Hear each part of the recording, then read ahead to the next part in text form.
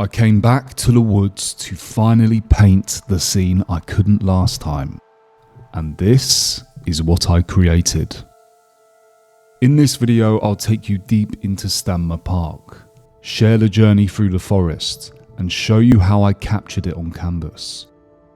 So come with me.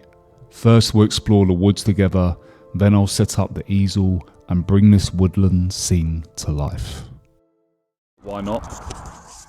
And hopefully this mic is going to make a little bit of a difference in the sound quality, because I brought it today. I brought the little transmitter that attaches to it. So I am going to walk into a different part. Well, I'm in Stanmer Park right now. This is the entrance behind me. There's some families with tents just chilling out. Beautiful day. There is a bit of cloud, but mostly blue skies, I would say. But I am going to wander into the woods and see what I can find there, because I feel like painting a forest scene, if I'm honest. So I'm going to go and have a look, see what I can find, and take you on the trip with me. So let's go.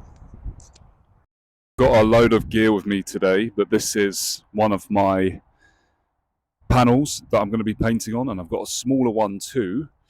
And I've got this panel carrier that I can just take with me and attach the paintings to once I'm done, which is very handy. So these are the woods that I'm about to enter, but there is another way just up here.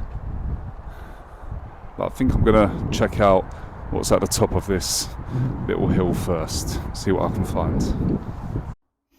Just had to test my mic again. Yeah, it looks like it's working now.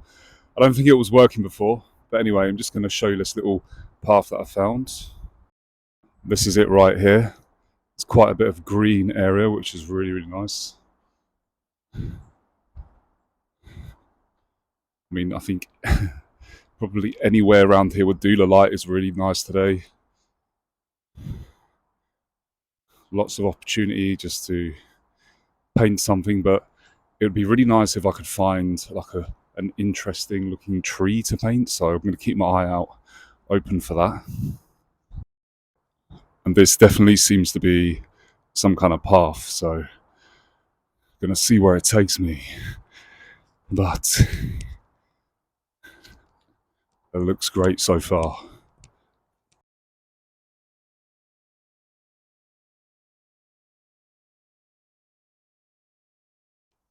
So I'm going to continue walking and exploring, see what I can find here in the woods. This is definitely a path. So I'll probably walk for a little bit, 20 minutes or so, see what I can find, and I'll definitely stop and paint today.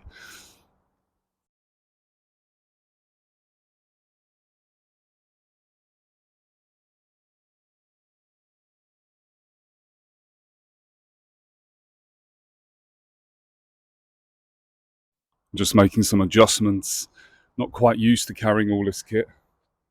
I can show you if I can get the camera to point down. So I've got my backpack, it's got my easel, it's got 3 tripods, one for my phone, one for my easel, one for my other camera. It's got all of my oil paints. That's actually the most I've ever taken on a trip, is 3 tripods. Is usually 2 maximum, or usually 1, and I've rested my phone somewhere up against a rock or something. But on this occasion I thought, why not, because I've got a new smaller tripod that's a little bit more lightweight, and shouldn't make much difference to the weight that I'm carrying, but it's not the lightest load, but it's fine. This looks quite nice. This is the view I'm looking at right now. God, there's just so much opportunity. But yeah, I want to find something really beautiful, really epic. So I'm going to keep looking. Thing is, I actually have a lot of work that I need to be doing back home in my little studio. But when you've got beautiful days like this, if you're an artist, how can you just sit in? For me personally, I find it very hard, especially when the sun is out. I find it incredibly distracting. I'm going to flip the camera to show you what I'm looking at here. Look at this little path. It's going to take me to some very beautiful panoramic shots, I imagine.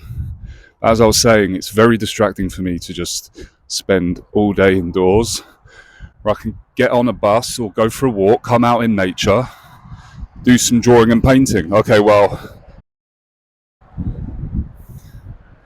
looking over the downs, that's the sea all the way over there. I think I'm going to head back into the woods, to be honest.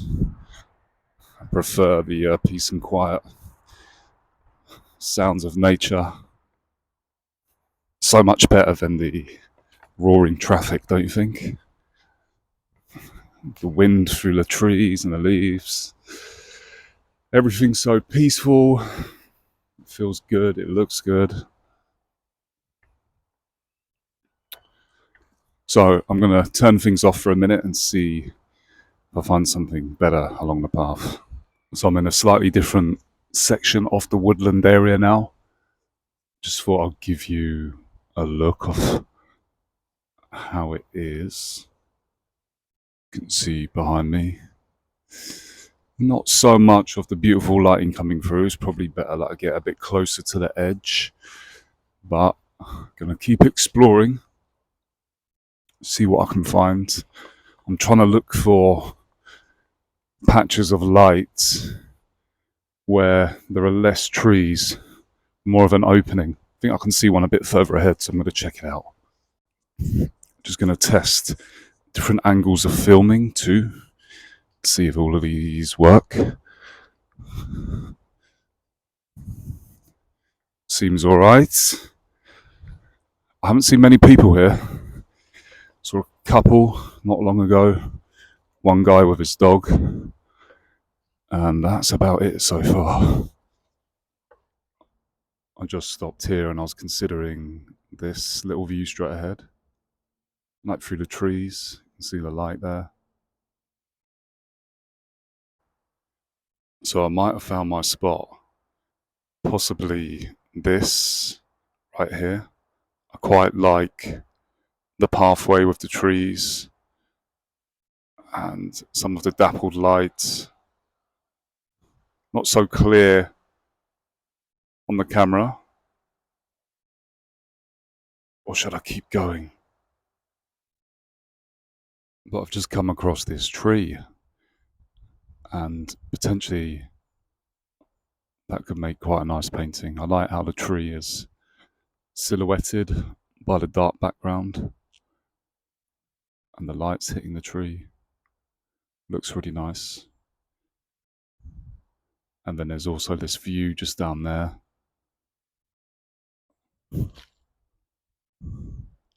Which I like. Painting opportunity around me. Just take a look at this. How gorgeous is that? So, just wanted to make a very short video here to hopefully inspire you to take some action this week as an artist. Because, you know, Saturday, it's the weekend. Maybe you're watching this on Sunday. You might not be at work. You might be free. Chances are you have some time that you can put towards your artistic goals and endeavors. Even if it's for an hour, even if it's for half an hour, even if it's just for 10 or even 5 minutes. I hope you can do something.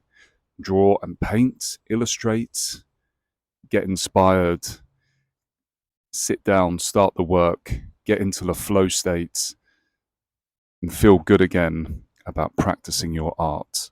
I am just about to settle for either the view behind me here or this other view behind me and paint, set up my easel and paint in oils some of this beautiful woodland landscape. But just a quick message from me, so I hope you do take some inspiration from this. Take a little bit of action today and feel better about yourself as an artist and start a little bit of momentum for yourself. So, very short video. I hope you enjoy it. Go and take some action. Seize the day. Enjoy the weekend. And get creating. Cheers. Oh, one other thing. If you want to be in a supportive community of artists, I've created a free community online. I've called it the Artist Path. And inside we have weekly calls. They're both free. We have a sketching hour and an artist accountability call. So check the link in the description. It's completely free. And if you're an artist, I advise you to get inside and we can all inspire each other. Cheers. And then there's also this. All these different greens. So much light. It looks really gorgeous. Damn, I think I'm gonna have to go for this. So much painting opportunity here. Just look at this. These gorgeous views. Unbelievable.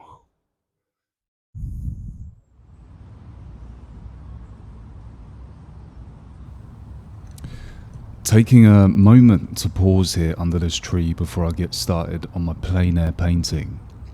It's important to step back, slow things down a little, observe, be present within myself and within nature, and breathe, even in the middle of a plein air painting adventure. I like to hydrate and have a little snack before I get started. It keeps my energy steady and my mind clear. Being outdoors, surrounded by the sounds of the forest, makes even a short break feel restorative. I take a moment to appreciate where I am, the beauty of the forest, the calm serenity, and meditate a little before I launch myself into action once again. I always find these little pauses help me see the scene more clearly when I return to the canvas. It's not just about the painting, it's about awareness and experiencing the place fully, letting it influence every stroke I make. Alright, time to get everything ready for painting. Setting up my easel, organising my paints, and arranging my brushes might seem like small tasks, but they're part of the ritual that helps me focus. I always like to check the angle of the canvas first, making sure it's just right so I can see the scene clearly. The light changes constantly outdoors, so finding the perfect spot matters more than you might think. Then comes arranging the paints and brushes. Having everything I need within reach keeps me in the flow once I start painting. It's funny how something as simple as squeezing out a few colours can feel meditative. I also like to take a moment to breathe and look around the woods, noticing the subtle colours and textures. It helps me absorb the atmosphere before I brush the canvas. All these little preparations aren't just practical, they set the tone for the session. When everything's ready, I can fully immerse myself in the painting, letting the forest and the light guide every stroke. So I just wanted to show you my setup before I get started. I have my easel, just about to lay down my paints and the view that I'm going to paint. Over there is my other tripod, which I'll be resting my phone on so I can do little clips of me painting here and there. And then right over my shoulder is my other tripod and camera. And the view from this is going to be of my actual easel and painting. So I'm just about to get started on the painting. I've got everything set up now. Cameras in place, tripods in place. The sun is shining, everything is good. So let's go.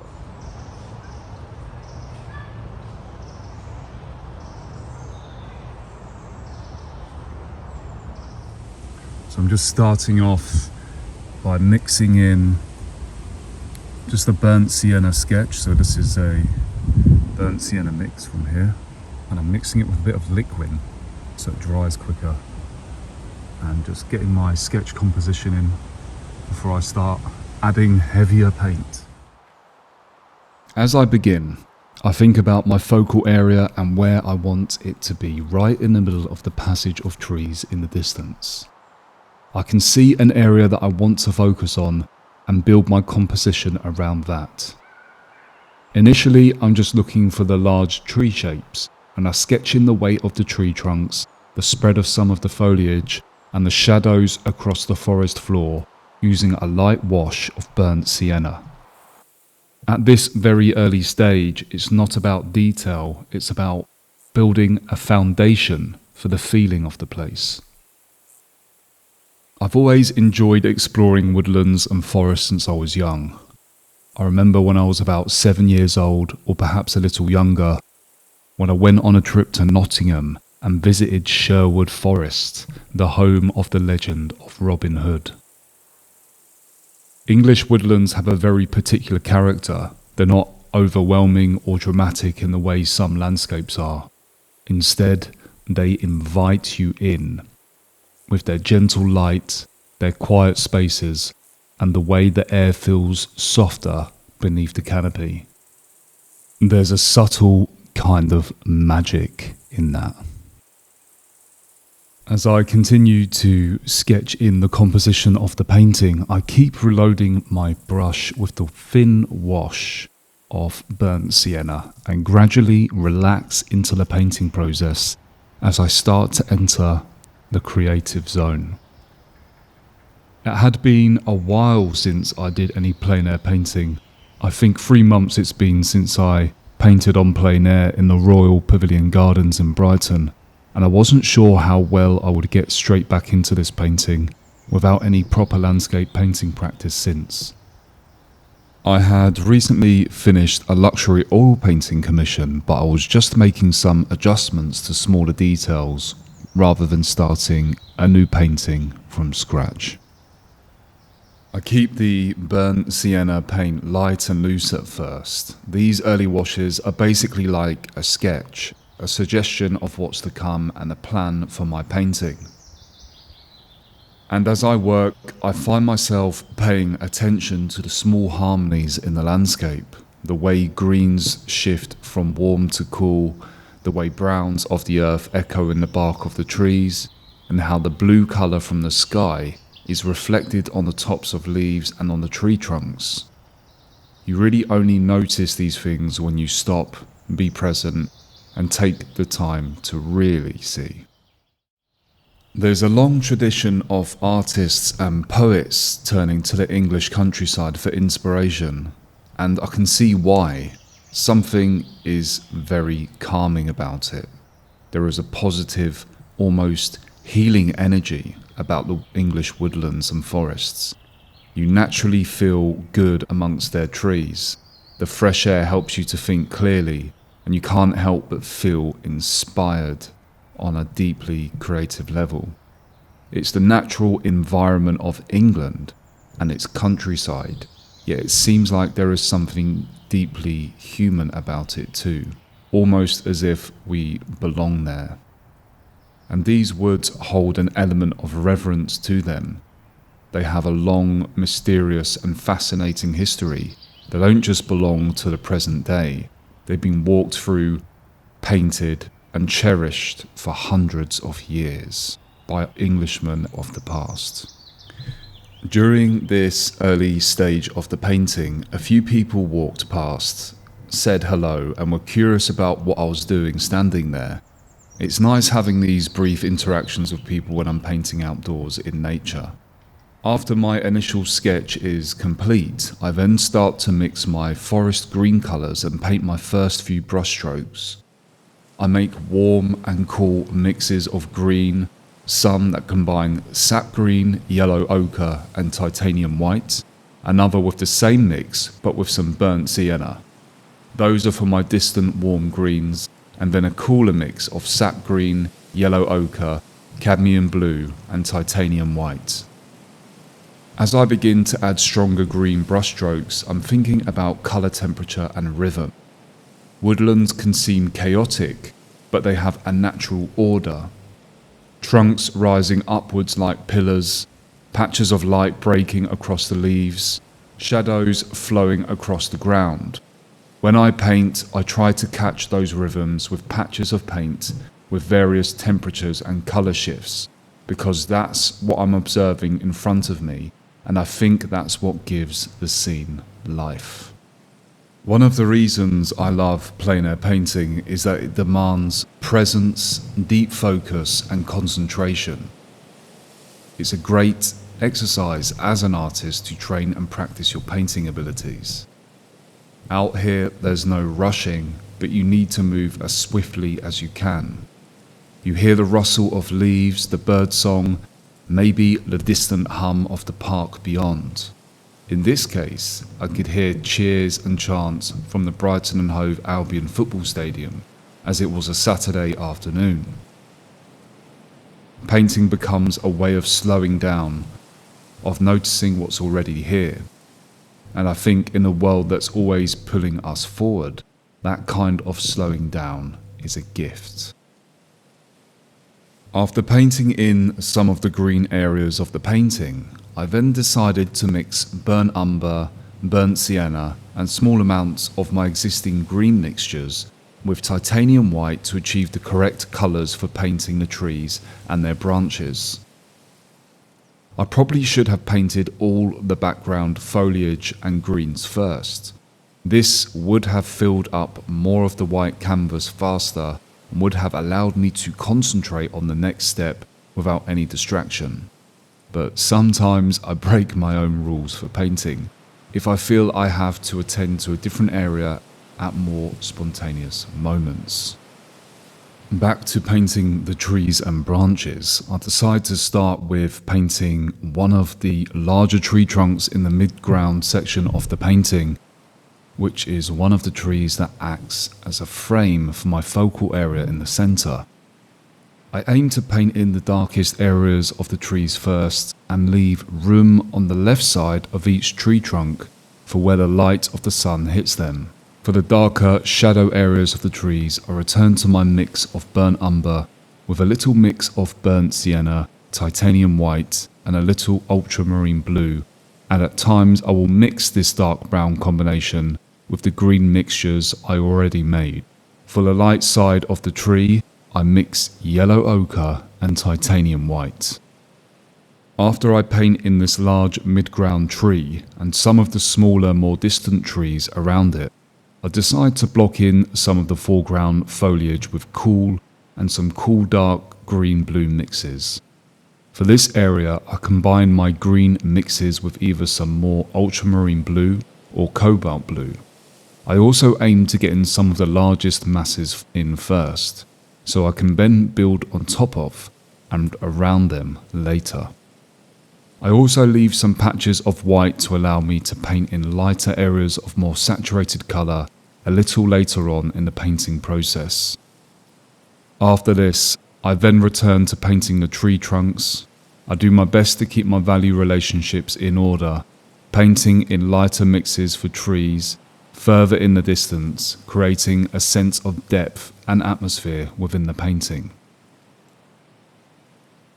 After a short break, I then come back refreshed and I recognise that I should quickly flesh out the rest of the larger masses of colour and light, both in the background and the foreground of the painting.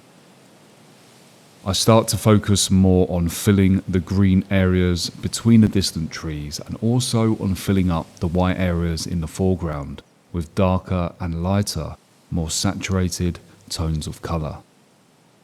At some points, the sunlight begins to travel across my palette.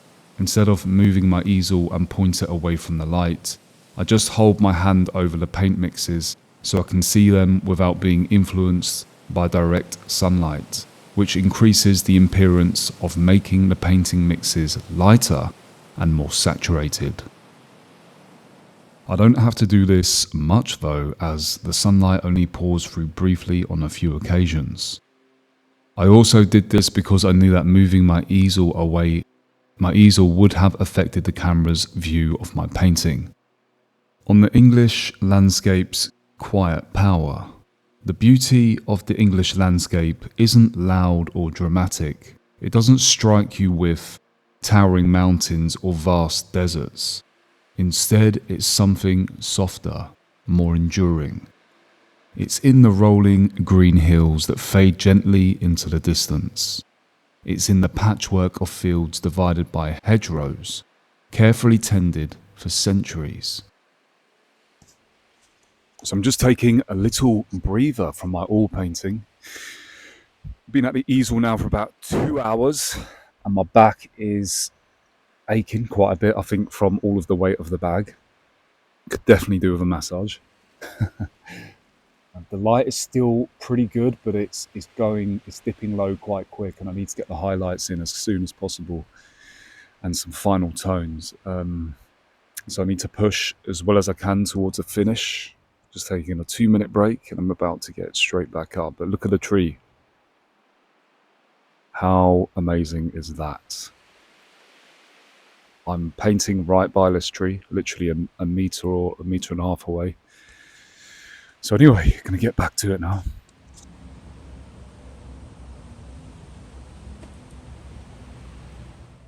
It's in woodlands like these where oaks and beeches have stood long before us and will stand long after. What I love most is that it's a kind of beauty you can almost overlook in everyday life. You can walk past it on your way somewhere else, not even notice it. But the moment you stop, take a breath, and really look, you realize how timeless it is, how deeply rooted in history and culture. This is the same land that inspired Constable's skies, Wordsworth's poetry, and the countless artists and writers who found meaning in its quiet rhythms. It's a landscape that doesn't demand attention, but it rewards patience. The more time you spend with it, the more it reveals. Not through spectacle, but through stillness. If you've ever wanted to capture a place like this, don't wait for the perfect gear or the perfect day. Just step outside, even with a small sketchbook, and give yourself permission to notice. The countryside has a way of teaching you patience, and every sketch, every brushstroke deepens that connection. As I moved forward, covering the remaining white of the canvas, I make sure to step back frequently, then move closer again, checking the painting from different angles. I'm looking at the values, the tones, and my colour choices, and then returning to add more brushstrokes. At this stage, I'm working on filling in the distant forest, capturing the subtle variations in greens, the patches of colour and light that give depth to the canopy. I notice that some areas need darker shades of green in the distant trees, so I adjust my mixtures and blend the warm and cool tones across the background. I also make sure to keep my brush clean, wiping it carefully with paper towels when switching colours. I don't want to muddy the delicate greens and lights. As I paint, the sunlight begins to shift, dipping lower towards the horizon. There's still time to get the painting closer to finished, but I feel the pull of fatigue creeping in. There are moments I almost want to stop, but I promised myself I would complete at least one plein air painting today, so I push on. Eventually, I reach the point where the trees are fully blocked in and the last of the white canvas is covered. I step back, check the light again, and take a quick stretch to release tension. One of the reasons I love painting in oils is that even when working at a primer in a single session, you can return to areas and blend them seamlessly. I enjoy moving around my painting as I go, and oils allow me that freedom. Compared to acrylics or gouache, which demand more discipline and careful planning. Oils feel forgiving yet expressive, letting me respond intuitively to the scene before me. Now I return to the lighter areas of the trees, layering in a mixture of yellow ochre and titanium white. At the same time, I introduce cooler tones, a touch of cobalt blue mixed with burnt umber and titanium white, to add subtle shadow and depth to the canopy. Each stroke is about balancing light and shadow, warm and cool, until the forest feels alive on the canvas. As I continue to paint, I make sure each tree trunk feels rooted in the earth, connected to the ground beneath the forest floor. Some edges I leave soft and lost, while others I sharpen so the trees can breathe in and out of focus. From there, my attention shifts to the central area of the painting, the focal point, where distant trunks crisscross and layer into one another.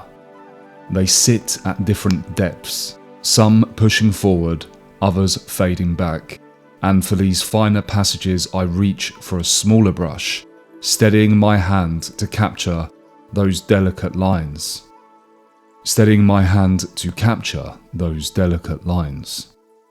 Once this section is complete, the whole surface of the canvas is covered, and I can move into the more enjoyable stage of detailing.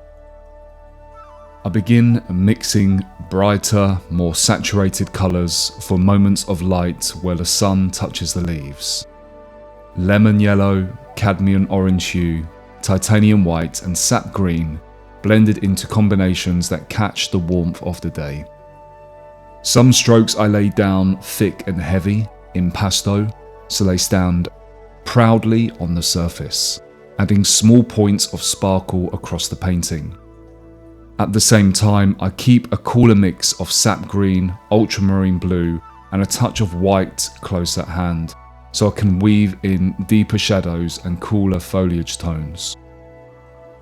Around me, the sunlight dances on the leaves, creating a living spectacle.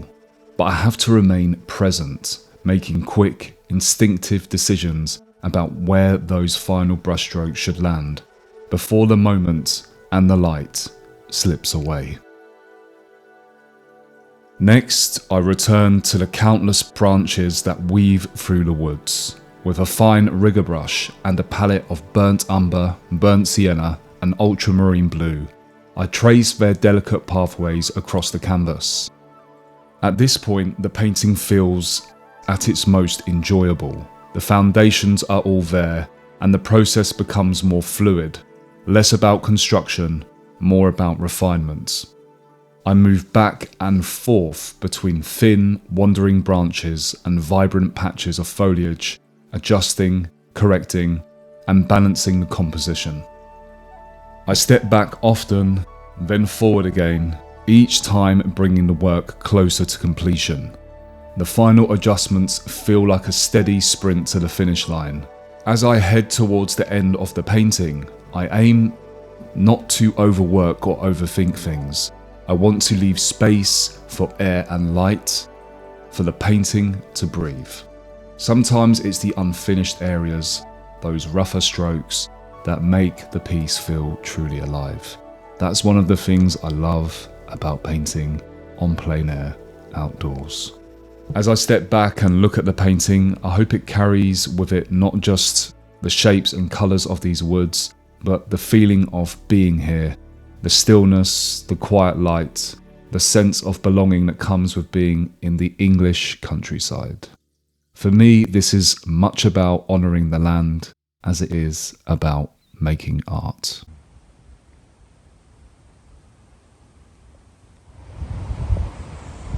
Final painting.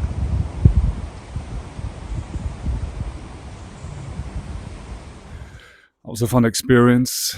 I was there a little bit longer than I thought, doing the plein air painting by the tree, but I got it done in the end. There was a point where I was considering stopping about halfway through, but decided to persevere, and I'm glad I did. Came up with a decent study to take home in oils, and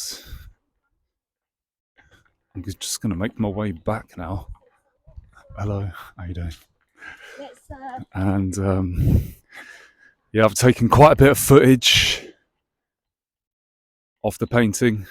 I didn't see anywhere near enough of the woods that I would have liked to have seen. I think I've barely scratched the surface. I don't actually know how much further around there is. Maybe I could have asked those ladies actually, but I don't know if there's enough time for me to walk all the way around. Probably is. Anyway, I'm going to make my way back. So that was it. That's the end of the day. It's really weird. It's gone very, very quickly. I mean, I came just after midday, and it's now about 6 in the evening, or 5 or 6 or something like that. But it was a really nice warm day, and I actually missed pretty much all the sun because I was in the beautiful woodlands chasing the perfect spot to paint. But I found a spot, and I now know that I can come back here to Stanmer Park, and there's so much woodlands around. You see in the distance there, it can be explored, that I can go into and find gorgeous little spots.